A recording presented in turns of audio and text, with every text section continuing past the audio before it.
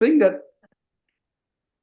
I've noticed in your books is your primary people like Arliss Cutter.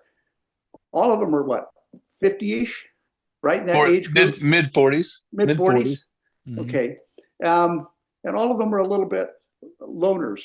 Is that something that I think is important in writing about this kind of a character? Because mine seem to turn out to be kind of loners.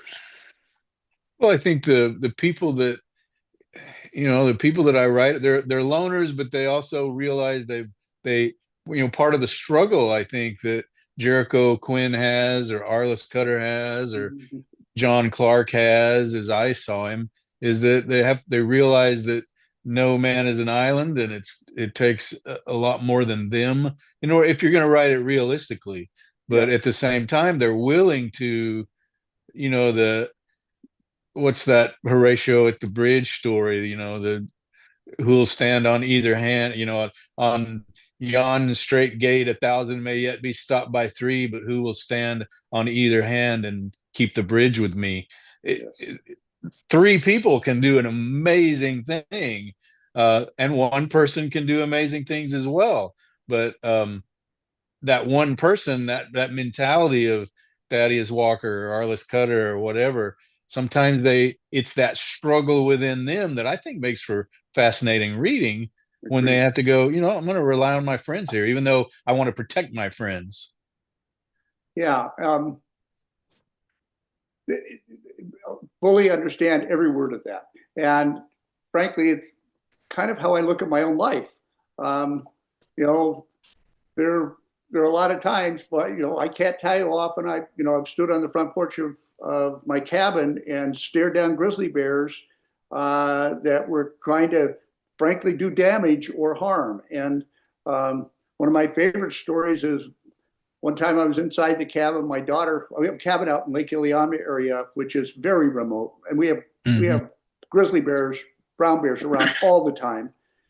And I had a big collie dog. I was inside the cabin working on lunch. I was a single dad at the time. My kids were out with me. My daughter was lying on a bench outside reading a book. She was about 12, and that collie went nuts in the house. So I finally got him out of the door. He slammed into the screen door on a screen porch, tore it off the hinges, made about four big bounds, went over the top of her, just as a bear stood up right behind my daughter, about 12 feet away, and that collie hit him right in the chest and just cartwheeled him. And I think about those kinds of experiences. Would love to include some of those in the books. I haven't figured out how to do that because they're so personal and yet um, almost unbelievable. But it is one of the things that triggers how I write and what I write in Alaska, because there are so many of those experiences that we have just by being here. Oh, absolutely.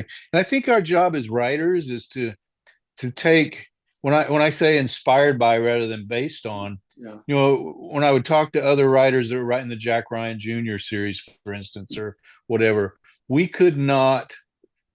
Our job as Clancy writers or writers of anything, I think it's, but particularly when I was writing the Clancy series, the Jack Ryan series, I wasn't trying to write the way Tom Clancy did. My job was to make readers feel like Tom Clancy made readers feel when he wrote those Jack Ryan books. And a modern reader is different than you and I were when we were reading Some of All Fears. I was a brand new, yeah, or a Hunt for Red October or whatever. yeah, The Hunt for Red October, I was 22 years old yeah. when it came out. So I was a different kind of a reader. And in writing whatever Alaska story, whatever, I would submit that you don't have to write a story about a bear standing up behind a 12-year-old daughter.